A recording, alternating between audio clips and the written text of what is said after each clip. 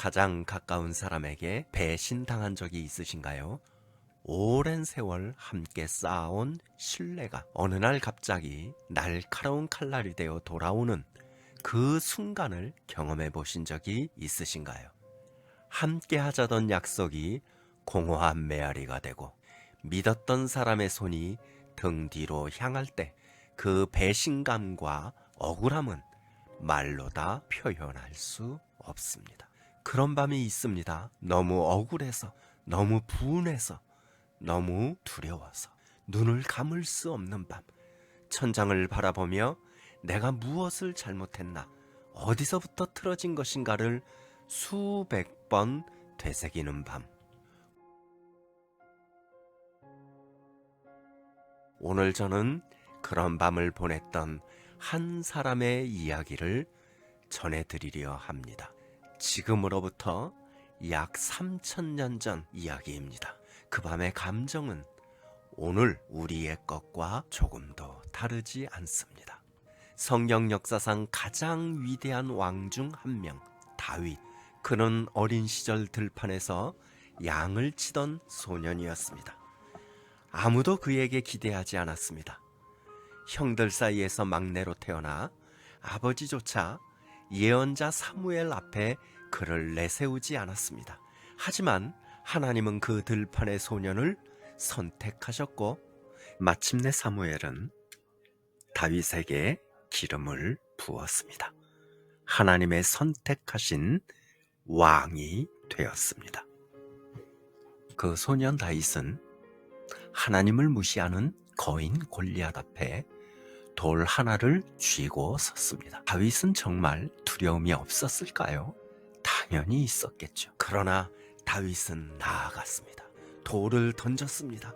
돌은 날아갔습니다. 날카롭고 큰 검을 든 3m의 거인 골리앗은 쓰러졌습니다. 그렇게 다윗은 이스라엘의 영웅이 되었습니다. 왕이 되었습니다. 예루살렘을 수도로 삼았고 사방의 적들을 물리쳤으며 강성한 나라를 세웠습니다. 사람들은 다윗을 노래했습니다. 그의 이름은 전설이 되었습니다. 그런데 인생은 참으로 예측할 수 없습니다. 다윗의 삶의 가장 큰 균열은 외부의 적이 아니라 내부에서 시작되었습니다. 그에게는 압살롬이라는 아들이 있었습니다. 성경은 온 이스라엘 중에 압살롬같이 아름다움으로 크게 칭찬받는 자가 없었다, 그렇게 기록합니다. 잘생기고 카리스마 넘치는 왕자, 백성들의 사랑을 한 몸에 받는 아들 압살롬.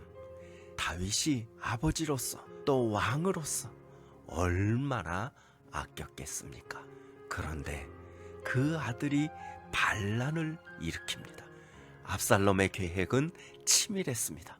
수년에 걸쳐 백성들의 마음을 하나하나 빼앗았습니다. 성문 앞에 서서 아버지 다윗에게 억울함을 호소하러 오는 백성들을 가로막고 이렇게 속삭였습니다. 왕이 바빠서 당신의 억울함을 들어줄 사람이 없군요. 내가 재판관이 된다면 당신들에게 공의를 베풀겠습니다. 성경은 이 장면을 이렇게 기록합니다. 압살롬이 이스라엘 사람들의 마음을 훔쳤다. 마음을 훔쳤다. 반란의 날 다윗은 선택의 기로에 섰습니다. 맞서 싸울 것인가, 피할 것인가? 그는 피하는 쪽을 택했습니다. 예루살렘을 떠나야 했습니다. 자신이 일구어 온 도성, 하나님의 언약궤가 있는 그 거룩한 성, 평생을 걸어 세운 왕국에서 쫓겨나야 했습니다. 그것도 맨발로. 성경 사무엘하 15장은 그 장면을 이렇게 전합니다. 다윗과 그를 따르는 백성들이 감람산 비탈길을 올라가며 울었고 다윗은 머리를 가리고 맨발로 걸었습니다. 머리를 가린다는 것은 수치와 굴욕의 표현입니다. 왕의 위엄이 무너진 모습입니다. 맨발로 걷는다는 것은 모든 것을 빼앗긴 자의 모습입니다. 그런데 그에게 또 하나의 화살이 날아옵니다. 사울 왕 집안에 시므이라는 사람이 길가에 나와 돌을 던지고 흙먼지를 일으키며 다윗을 저주했습니다. 피 흘린 자여, 사악한 자여, 가라! 하나님이 너를 버렸다. 다윗의 신하 하나가 분노했습니다. 달려가 저자의 목을 치겠습니다 라고 했습니다. 그런데 다윗은 말했습니다. 놔두라. 어쩌면 주님이 저를 통해 나에게 말씀하는 것일 수도 있다. 이 대목에서 우리는 다윗이라는 사람의 내면을 봅니다. 왕위를 빼앗긴 수치심 속에서도 그는 하나님을 놓지 않으려고 했다는 것입니다. 그리고 또 한 가지 다윗에게 가장 뼈아픈 배신이 있었습니다.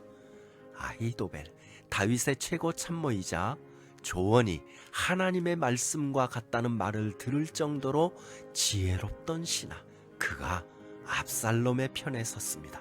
성경은 다윗이 이 소식을 듣고 이렇게 기도했다고 전합니다. 주님, 아히도벨의 계략을 어리석게 만들어 주십시오. 아들에게 쫓기고 평생의 동료에게 등을 돌아보이고 저주를 받으며 맨발로 걷는 밤, 바로 그 밤 다윗은 시편 3편을 씁니다. 시편 3편은 이렇게 시작됩니다. 여호와여, 나의 대적이 어찌 이리 많습니까? 일어나 나를 치는 자가 많습니다. 이것이 다윗의 첫마디입니다.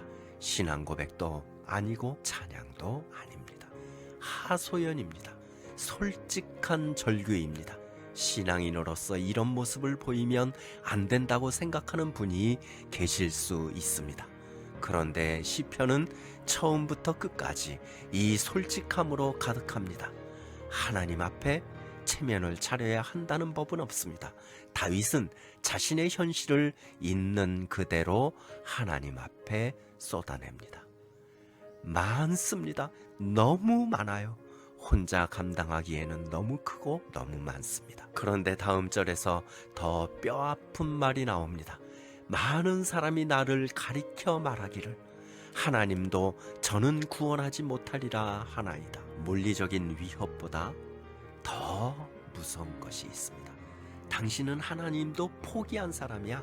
이 낙인입니다. 시므이의 저주가 바로 이것이었습니다. 하나님이 너를 버렸어.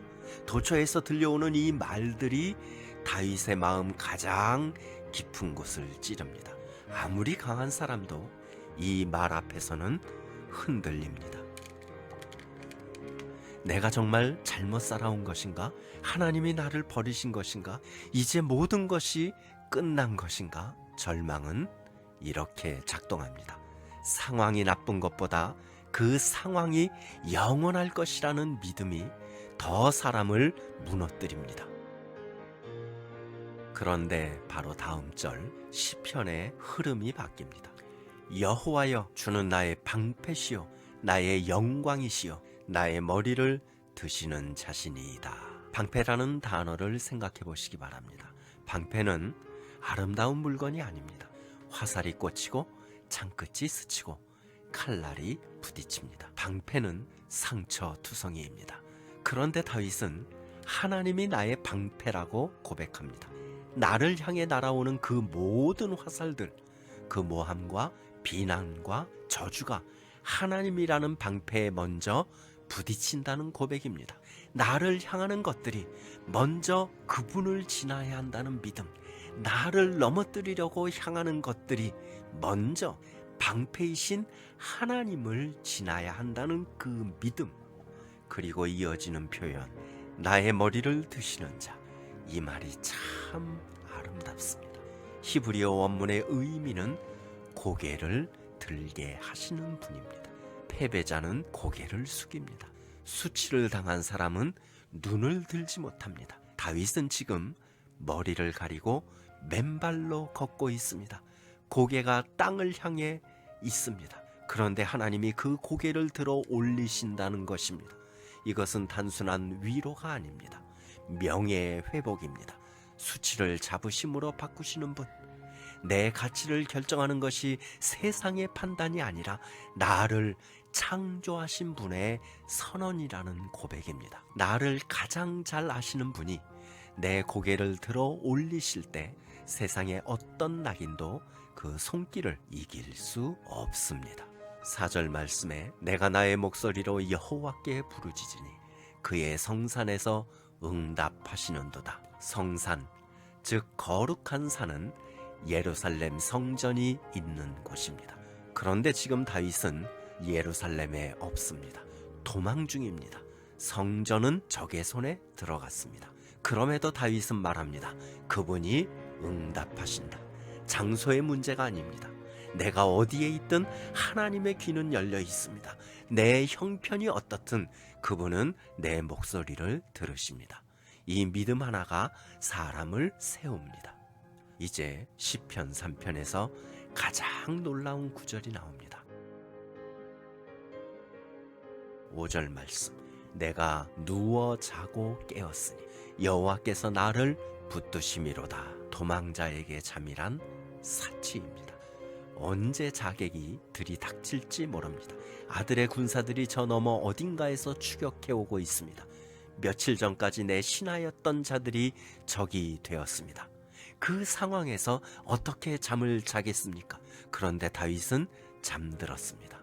그것도 깊이 잠들었습니다. 그리고 깨었습니다. 아침에 눈을 뜬 그가 말합니다. 여호와께서 나를 붙드심이로다. 상황이 해결되어 잠든 것이 아닙니다. 밖에는 여전히 군사들이 있습니다. 아들의 반란은 진행 중입니다.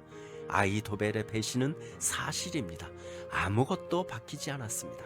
그런데 다윗은 잠들었습니다. 마음의 중심이 바뀌었기 때문입니다. 나를 붙들고 계신 그분, 나를 위협하는 그 모든 것보다 크다는 것을 알았기 때문입니다. 6절은 이렇게 이어집니다. 천만인이 나를 애워싸 진친다 하여도 나는 두려워하지 아니하리이다. 천만인, 과장이 아닙니다. 이것은 히브리 시가에서 셀 수 없이 많음을 표현하는 방식입니다. 압도적인 숫자 앞에서 다윗은 두렵지 않다고 말합니다. 두려움이 없어서가 아닙니다. 두려움보다 더 큰 신뢰가 생겼기 때문입니다. 위협의 크기보다 붙드시는 손이 더 크다는 것을 알 때 사람은 두려움 속에서도 평안을 찾을 수 있습니다. 폭풍 속에서도 잠들 수 있습니다. 시편 3편의 마지막은 이렇게 끝납니다. 구원은 여호와께 있사오니 주의 복을 주의 백성에게 내리소서. 다윗은 결국 예루살렘으로 돌아왔습니다. 압살롬의 반란은 실패로 끝났습니다. 아히도벨은 자신의 계략이 채택되지 않자 스스로 목숨을 끊었습니다. 다윗을 저주했던 시므이는 나중에 무릎을 꿇었습니다. 하나님의 시간표는 우리의 것과 다릅니다. 결국은 돌아옵니다.